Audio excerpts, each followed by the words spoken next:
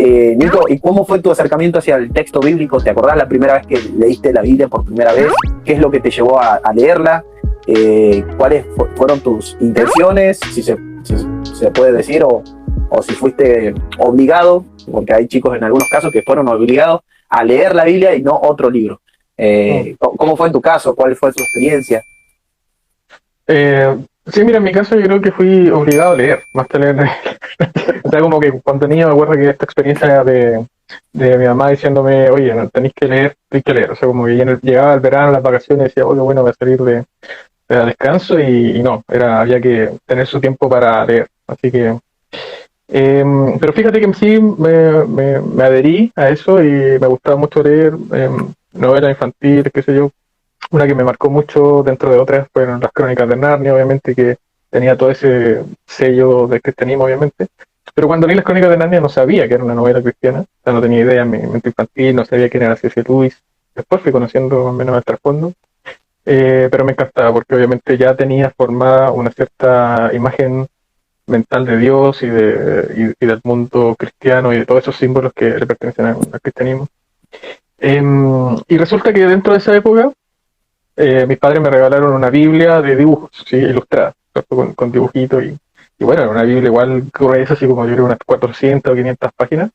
Y tengo la experiencia, mi primera experiencia como de disfrutar, de leer la Biblia fue esa. Y recuerdo que cuando niño antes de dormir, o a veces durante el día, pero generalmente en la noche antes de dormir me ponía a leer y a veces podían pasar 30, una hora, o a veces 2 horas y estaba ahí leyendo ese texto. Y yo creo que esa Biblia debo haberla leído completa por lo menos unas 10 veces durante mi infancia. Así que yo diría que esa es como la primera experiencia y la que recuerdo con más cariño de acercarme a la Biblia, ¿sí? A través de textos y de imágenes. Y mira, me memoricé muchas cosas, me sabía toda la historia, obviamente. Pero quería enfatizar esa experiencia porque es una experiencia que me conecta con el goce, ¿sí? Que me conecta con disfrutar algo, y no hay obligación, ¿no? Y ya después vino la otra Biblia, obviamente, que en todo caso igual estaba en la casa y ocasionalmente sí la leía, pero yo prefería esa cuando era niño. Después ya más adolescente empecé a tomar la Biblia escrita. Eh, y la experiencia que tengo con ella es que probablemente sé que la leí completa tal vez 2 veces, sé que una, pero tal vez dos también. Pero generalmente lo que hacía era como estudiarla a través o sea, leerla a través de otros estudios, ¿sí? Y creo que de alguna forma me formé en un contexto en donde era bien visto, porque generalmente suele pasar, es bien visto que las personas lean la Biblia. Y se dice, no, pero las personas que leen la Biblia son más espirituales, son más cristianas, es importante que lean la Biblia, bla, bla, bla. Hoy pienso totalmente diferente. Sobre eso ya te voy a decir algunas cosas después. Pero mi primer acercamiento sería ese, el acercamiento como niño a narrativas que estaban puestas en imágenes y en textos y que para mí fueron muy importantes en mi experiencia con Dios espiritual y una forma bonita de conectar con el texto. ¿Qué te produce o qué sentís a la hora de que una persona lea un texto o experimente o explique la Biblia, pero descontextualizada? No sabemos si lo hace torpemente, inocentemente, o lo hace con una intención coercitiva para controlar o hacer algo. ¿Qué te produce eso a vos al escuchar a otra persona leer la Biblia con esa intención? ¿Torpe, inocente o con una intención danina, vamos a decir, ¿no? Para controlar, para manipular. Mira, obviamente uno nunca sabe cuáles son las intenciones de las personas ni qué es lo que está pasando por su cabeza o si tienen intereses creados al enseñar la Biblia de una forma o no. Pero creo que generalmente lo que me ocurre es que me molesta, ¿sí? Me provoca rabia porque probablemente lo que hago es asumir que si están inocentemente equivocados, pues tienen un problema grave de educación, ¿sí? Tal vez como que ahí tiendo a solidarizar un poco más. Pero por otro lado, tengo la experiencia directa, digamos, de conocer personas muy inteligentes, muy educadas, mucho más educadas que yo en lo teológico, a niveles muy altos, y sin embargo las he visto usar la Biblia de forma descontextualizada, y por lo tanto ahí veo intenciones, ¿sí? Y veo, o sea, no puedo ver las intenciones, pero asumo que tienen intereses creados, ¿sí? Entonces es ahí donde digo que me produce rabia y que me molesta. Más que lo hagan con la Biblia, es la actitud antiintelectual que hay en hacer eso, ¿sí? Porque podrían hacerlo con cualquier otro texto y probablemente también me daría rabia, ¿sí? Así que eso es lo que me pasa generalmente.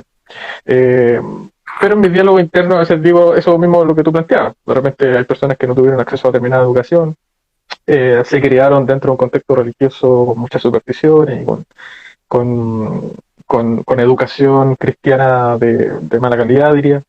Entonces al final, en cierta forma los puedo ver como víctimas, pero eso no me quita cierta molestia, ¿sí? Es como, a ver, es como ver, tal vez, no sé si el ejemplo sirve, pero es como ver a veces a una persona que está actuando agresivamente y uno dice, ok, eso no, puede que no esté bien, no es favorable. Y uno puede empatizar con la persona si uno sabe que esa persona vivió siempre en un trasfondo de violencia, de agresión, ¿cierto? Y sin embargo eso, aunque puede ser empático y comprensivo, nunca justifica la acción. ¿Sí? Entonces lo que me pasa es un poco eso, que la rabia me la tengo que comer un poco, desde la mirada comprensiva, pero cuando veo personas que creo que están actuando con todas las luces, entonces pues eso sí me molesta y no hay nada que discutir mucho. Te sale el fariseo de adentro, como decía, ¿cómo se llama Hernán Danolfo? Porque a veces te hablan de amor y después te sacan un texto y te mandan al infierno, ¿eh? Te sale tal fariseo. Pero no, Claro. yo no lo veo de esa manera porque también hay que reeducarse. Yo mismo muchas veces entiendo, veo en el texto, pero no lo asimilo en mi realidad. Entonces yo también estoy de alguna manera como no viviendo eso, sabiendo lo que acabo de leer o lo que acabo de informarme, ¿no? Es una reaprender constantemente y tu cerebro como que se amoldó al sistema anterior y volver de nuevo a un sistema nuevo que rompa los límites cuesta un montón, no sé. Sí. Bueno, la siguiente pregunta, esas eran las primeras, ¿cómo te acercaste al texto y qué es lo que te produce al escuchar a otra persona que lo lee inocentemente o torpemente o con dobles intenciones, ¿no? Y la segunda es, la Biblia desde que se canonizó, hubo miles de interpretaciones, se llevó o se utilizó como un instrumento para armar guerras, para perseguir a personas, para incendiar a personas, para perpetuar la esclavitud, bueno, y miles y miles de cosas como suicidios masivos, doctrinas esclavistas, manipulación, etcétera, etcétera, etcétera. Teniendo esto en mente y con los nuevos estudios arqueológicos, el avance de la lingüística, con todo este bagaje cultural, científico, ¿cómo haces para seguir leyendo la Biblia? Con todas sus contradicciones, con copia tras copia, y vos decís, pero mirá, acá no tenemos los textos originales, tenemos copias de copia de copia, y encima fueron también redactados, corregidos, agregaron cosas. ¿Por qué seguís leyendo la Biblia? Sí, hay harta tela que cortar en esa pregunta.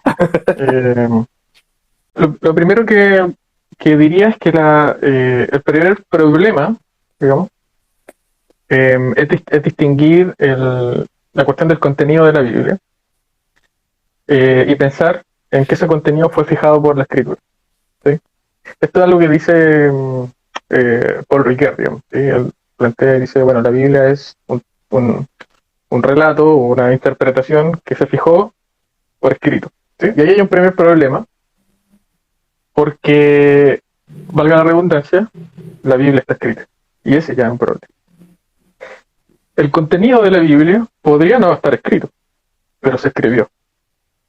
Y si uno piensa en la tradición oral, ¿cierto?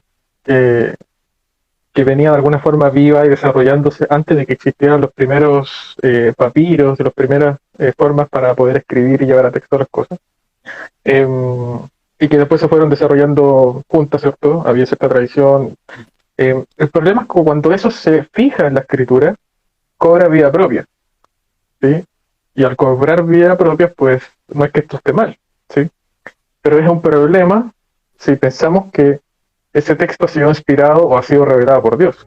Primero porque Dios inspiró personas, si uno cree, digamos, ¿no? Si uno cree en la inspiración, cree que Dios reveló a sí mismo, digamos, o su voluntad o su mente al ser humano.